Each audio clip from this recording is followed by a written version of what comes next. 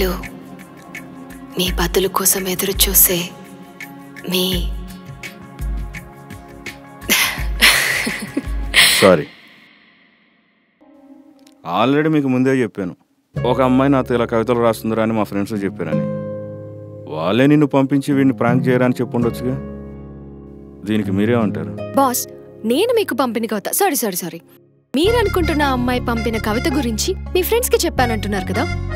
మరి ఆ కవితకి బదులుగా మీరు ఆ మెసెంజర్లో ఒక రిప్లై కూడా ఇచ్చారు, మళ్ళీ వెంటనే డిలీట్ చేశారు. అది మీకు తప్ప ఎవ్వరికి తెలీదు. మరి మీరు డిలీట్ చేసిన ఆ మెసేజ్ ఏంటో నేను చెప్తే ఆ పిల్ల నేనేనని నమ్ముతారా? అది నీకెలా తెలుసు? నేను పంపిన మెసేజ్ ఎప్పుడు చూస్తారా, ఎప్పుడెప్పుడు రిప్లై ఇస్తారా అని చెప్పి క్షణం ఎదురు చూస్తుండేదాన్ని. సరే, నేను మెసేజ్ ఏం పెట్టాను? ఏం పెట్టారు బాస్ మీరు? 3 చుక్కలు పెట్టి క్వశ్చన్ మార్క్ పెట్టారు. అంత ఫీల్తో రాసి 1000 కళ్ళతో ఎదురు చూస్తుంటే వద్దులేండి, వద్దని చెప్పడం ఎందుకు. 2 కళ్ళతో ఎదురు చూస్తుంటే 3 చుక్కలు పెట్టి డిలీట్ చేశారు. మీరెందుకు ఆ తర్వాత మెసేజ్ ఏం పెట్టలేదు? నాకు నాన్న లేరు, చిన్నప్పుడే చనిపోయారు. అమ్మే నన్ను తమ్ముడిని చదివించింది. కాల్ సెంటర్లో పనిచేస్తున్నా. ఒకరోజు అమ్మకి క్యాన్సర్ ఫస్ట్ స్టేజ్ అని తెలిసింది. ఖర్చుతో కూడిన వైద్యం.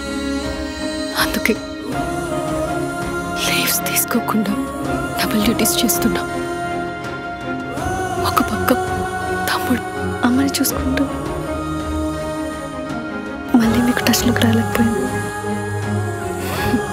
ఎంతైనా అమ్మే కదా ముఖ్యం. సారీ, ఇంకొక్క మాట అడుగుతాను ఏమనుకోకపోతే. మీరు నన్నే ఇష్టపడటానికి కారణం? మీకు గుర్తుందా, ఒకరోజు నేను కాల్ సెంటర్ నుంచి ఇంటికి వెళ్తూ మిడ్నైట్ బస్ స్టాప్లో వెయిట్ చేస్తున్నా. కొంతమంది అబ్బాయిలు నా వెంట పడుతుంటే అప్పుడు మీరు కార్లో వెళ్తూ నన్ను ప్రొటెక్ట్ చేశారు. నాపై అనుమానపడకండి, నేను ఫలానా కాలేజ్లో ప్రొఫెసర్గా చేస్తున్నా, ఇది నా ఐడి అని అన్ని డీటెయిల్స్ ఇచ్చి ఎంతో జెన్యూన్గా మాట్లాడి నాకు లిఫ్ట్ ఇచ్చి ఇంటి దగ్గర డ్రాప్ చేసి హెల్ప్ చేశారు.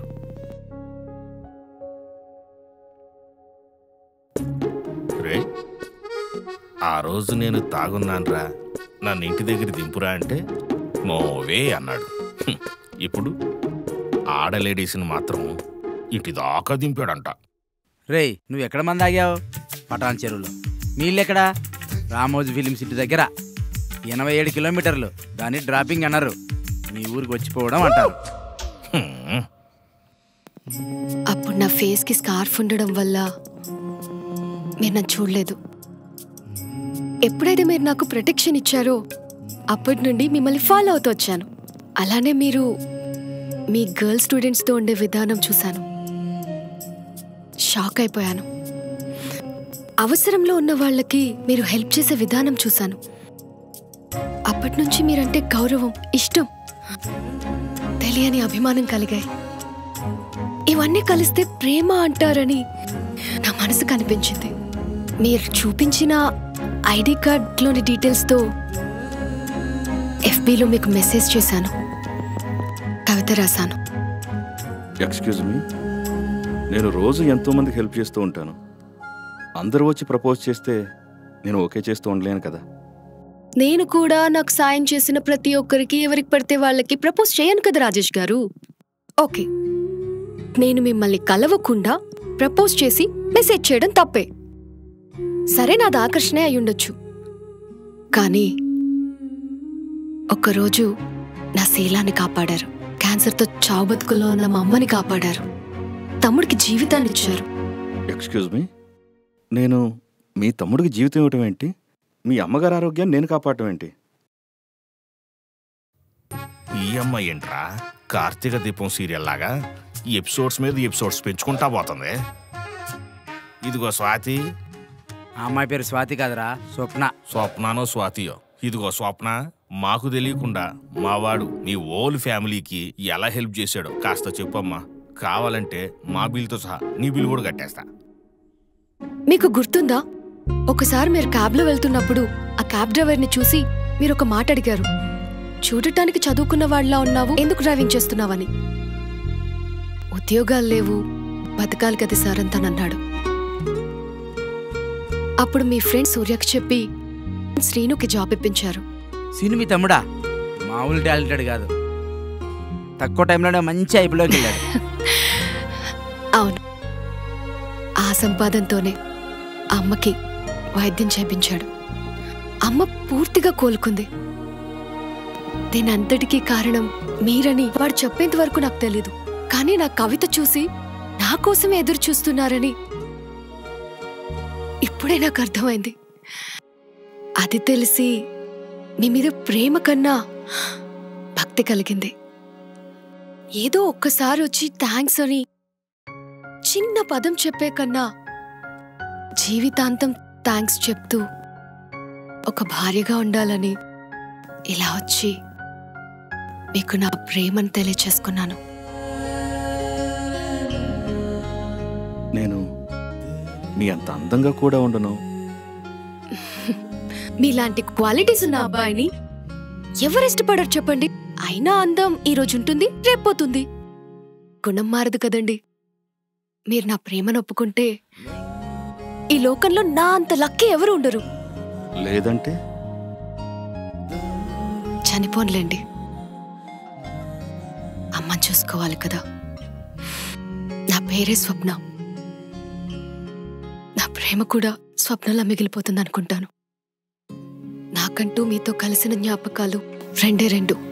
అప్పుడు బస్ స్టాప్లో, ఇప్పుడు ఇక్కడ. ఈ 2 జ్ఞాపకాలతో జీవితాంతం ఒంటరిగా బతికేస్తాను. ఇక వెళ్ళొస్తాను. సారీ, వెళ్ళిపోతాను. కోయిల నా కోసం కూసింది, వెన్నెల నా కోసం కురిసింది.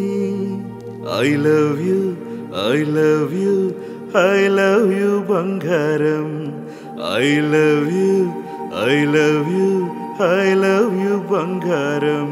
స్వప్న, ఆ కవిత చదివినప్పుడే నేను పడిపోయా. ఆ రోజు కవిత రాసింది ఒక అమ్మాయి అయితే నిజంగా ఏ కులం, గోత్రం, మతం చూడకుండా పెళ్లి చేసుకుందాం అనుకున్నాను. అయినా ఆ కవిత రాసింది నువ్వే అని నాకు తెలియాలి కదా.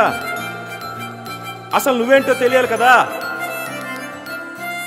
అందుకే అలా మాట్లాడాను.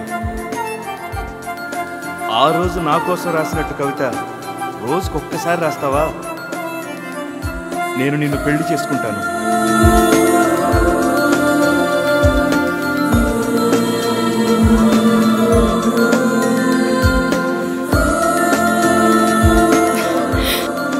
ఏంటి బాస్, మీకోసం ఒక్క కవిత ఏంటి, 100 కవితలైనా రాస్తాను.